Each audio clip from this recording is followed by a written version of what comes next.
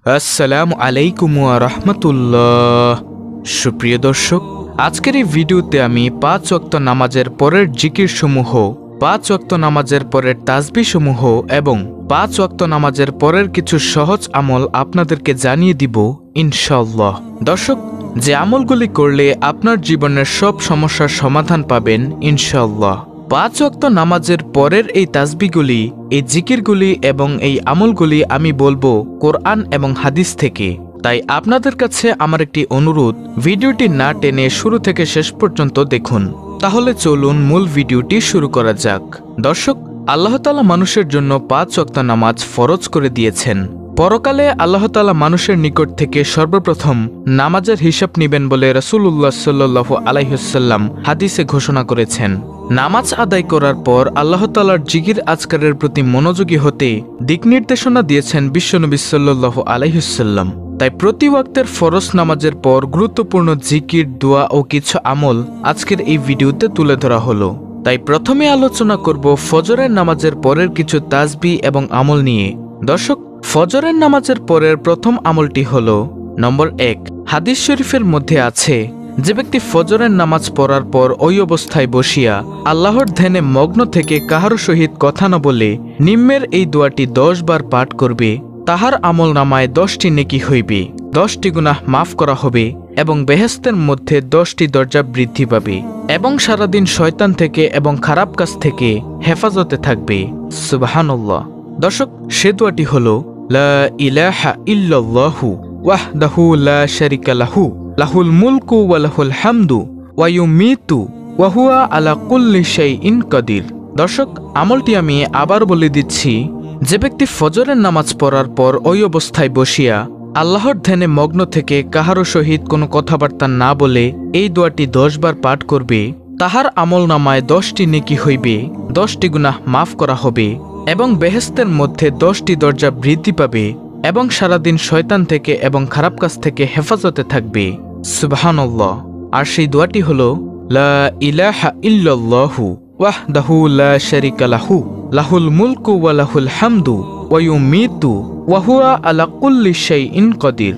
দর্শক, ফজরের নামাজের পরের দ্বিতীয় নম্বর আমলটি হল, যে ব্যক্তি ফজরের নামাজের পর সূর্য ওঠা পর্যন্ত আল্লাহর ধ্যানে লিপ্ত থেকে এবং সূর্য ওঠার পর 2 রাকাত ইশরাত নফল নামাজ পড়ে, সে ব্যক্তি এই রকম সওয়াব পাবে যেমন হজ ও উমরা হজের সওয়াব মিলে। সুবহানাল্লাহ। দর্শক, ফজরের নামাজের পরের 3 নম্বর আমলটি হল রুজি বৃদ্ধির আমল। আর তা হল, রুজি বৃদ্ধির জন্য প্রত্যেক ফজরের নামাজের পর ইয়া রাজ্জাকু ইয়া রাজ্জাকু 308 বার পড়তে হবে। যে ব্যক্তি ফজরের নামাজের পর রিজিক বৃদ্ধির জন্য ইয়া রাজ্জাকু ইয়া রাজ্জাকু 308 বার পড়বে, তাহার রিজিক বৃদ্ধি পাবে। দর্শক, ফজরের নামাজ পড়ার পরে 4 নম্বর আমলটি হল লা ইলাহা ইল্লাল্লাহু মুহাম্মাদুর রাসূলুল্লাহ 100 বার, সুবহানাল্লাহ 100 বার, আলহামদুলিল্লাহ 100 বার, আল্লাহু আকবার 100 বার এবং আস্তাগফিরুল্লাহ রাব্বি মিন কুল্লি যামবি ওয়া আতুবু ইলাইহি 100 বার, সুবহানাল্লাহি ওয়া বিহামদিহি সুবহানাল্লাহিল আজিম 100 বার পড়বে, তাহার আমল নামায় অনেক অনেক নেকি লেখা হবে। দর্শক, এই আমলটি খুবই গুরুত্বপূর্ণ একটি আমল, তাই সবাই করার চেষ্টা করবেন। দর্শক, এখন আমি আলোচনা করব জোহরের নামাজের পরের কিছু আমল নিয়ে। জোহরের নামাজের পরের প্রথম আমলটি হল নম্বর 1। জোহরের নামাজের পর আল্লাহুম্মা সাল্লি আলা মুহাম্মাদিন ওয়া আলা আলি মুহাম্মদ ওয়া বারিক ওয়া সাল্লাম। দর্শক, এই দুরূদটি 100 বার পড়িলে নম্বর 1, উক্ত ব্যক্তি দেনাদার হইবে না, যদিও হয় তবে অল্প দিনে পরিশোধ করিতে পারিবে। নম্বর 2, হালাল রুজি দ্বারা তার রিজিক বরকত হইবে। নম্বর 3, সাধারণ বিপদ মুসিবত হইতে আল্লাহ তাহাকে নিরাপদ রাখিবেন। নম্বর 4, রাত দিন তাহার দ্বারা কোনো গুনাহের কাজ হইবে না। দর্শক, জোহরের নামাজের পরের এই আমলটি আমি আবার বলে দিচ্ছি। জোহরের নামাজের পর আল্লাহুম্মা সাল্লি আলা মুহাম্মাদিন ওয়া আলা আলি মুহাম্মদ ওয়া বারিক ওয়া সাল্লাম, এই ছোট্ট দুরূদ শরীফটি জোহরের নামাজের পর 100 বার পড়িলে নম্বর 1, উক্ত ব্যক্তি দেনাদার হইবে না, যদিও হয় তবে অল্প দিনে পরিশোধ করিতে পারিবে। নম্বর 2, হালাল রুজি দ্বারা তার রিজিক বরকত হইবে। নম্বর 3, সাধারণ বিপদ মুসিবত হইতে আল্লাহ তাআলা তাহাকে নিরাপদ রাখিবেন। নম্বর 4, রাত দিন তাহার দ্বারা কোনো গুনাহের কাজ হইবে না। সুবহানাল্লাহ। দর্শক, এখন আমি আলোচনা করব মাগরিবের নামাজের আমল নিয়ে। মাগরিবের নামাজের পরের আমল হলো নম্বর 1, মাগরিবের নামাজের পর 100 বার লা ইলাহা ইল্লাল্লাহু মুহাম্মাদুর রাসূলুল্লাহ পড়িলে নম্বর 1, দুনিয়ার কোনো প্রয়োজনীয় কাজে অপারগ হইবে না। নম্বর 2, দৈনিক 5 বার আল্লাহ পাক রহমতের দৃষ্টি করিবেন। নম্বর 3, কিয়ামতের দিন বিপদকালে আল্লাহ তাআলা তাহার প্রতি রাজি থাকিবেন। নম্বর 4, কবরের আযাব হইতে নিরাপদে থাকিবেন। নম্বর 5, মুনকার নাকিরের সওয়ালের জবাব আসান হইবে। দর্শক, মাগরিবের নামাজের পরের এই আমলটি সম্পর্কে আবারও ভালো করে জানুন। যে ব্যক্তি মাগরিবের নামাজের পর 100 বার লা ইলাহা ইল্লাল্লাহু মুহাম্মাদুর রাসূলুল্লাহ পড়বে, সে ব্যক্তি 5 দিক থেকে লাভবান হইবে। সেগুলো হলো নম্বর 1, দুনিয়ার কোনো প্রয়োজনীয় কাজে অপারগ হইবে না। নম্বর 2, দৈনিক 5 বার আল্লাহ পাক রহমতের দৃষ্টি করিবেন। নম্বর 3, কিয়ামতের দিন বিপদকালে আল্লাহ তাআলা তাহার প্রতি রাজি থাকিবেন।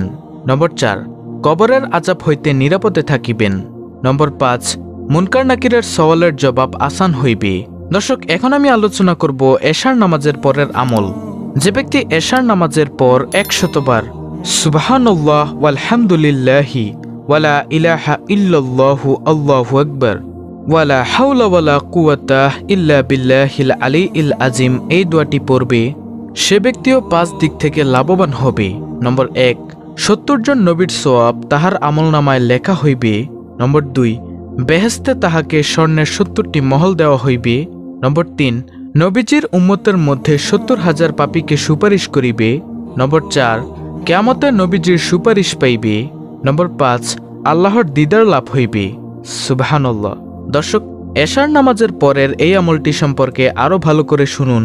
যে ব্যক্তি এশার নামাজের পর 100 বার সুবহানাল্লাহ ওয়ালহামদুলিল্লাহি ওয়ালা ইলাহা ইল্লাল্লাহু আল্লাহু আকবার ওয়ালা হাওলা ওয়ালা কুওয়াতা ইল্লা বিল্লাহিল আলিয়্যিল আযীম এই তাসবিহগুলি পাঠ করিবে, সে ব্যক্তি 5 দিক থেকে লাভবান হবে। নম্বর 1, 70 জন নবীর সওয়াব তাহার আমলনামায় লেখা হইবে। নম্বর 2, বেহেশতে তাহাকে স্বর্ণের 70টি মহল দেওয়া হইবে। নম্বর 3, নবীজির উম্মতের মধ্যে 70,000 পাপীকে সুপারিশ করিবে। নম্বর 4, কিয়ামতের দিন নবীজির সুপারিশ পাইবে। নম্বর 5, আল্লাহর দিদার লাভ হইবে। সুবহানাল্লাহ। দর্শক, তো বাকি থেকে গেল আসরের নামাজের পরের আমল।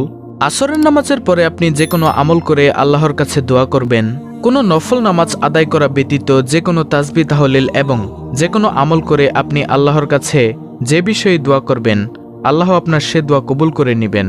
আল্লাহর রাসূল সাল্লাল্লাহু আলাইহি ওয়াসাল্লাম বলেছেন, আসরের নামাজের পর থেকে সূর্যাস্ত পর্যন্ত অর্থাৎ মাগরিবের আজানের আগ পর্যন্ত সময় হলো খুব গুরুত্বপূর্ণ একটি সময়। এই আসরের পর থেকে মাগরিবের নামাজের আগ পর্যন্ত সময়টি হলো দোয়া কবুলের একটি সময়। যে ব্যক্তি আসরের পর থেকে মাগরিবের নামাজের আগ পর্যন্ত সময়ের মধ্যে কোনো আমল করে, কোনো তাসবিহ তাহলিল পাঠ করে আল্লাহর কাছে কোনো বিষয়ে দোয়া করবে, আল্লাহ তাআলা সাথে সাথে তার দোয়া কবুল করে নেবেন। দর্শক, খুব গুরুত্বপূর্ণ একটি আমল, তাই আপনারা এই আমলগুলো অবশ্যই করবেন। আল্লাহ রাব্বুল আলামিন আমাদের সকলকে এই আমলগুলো করার তৌফিক দান করুন। আমিন।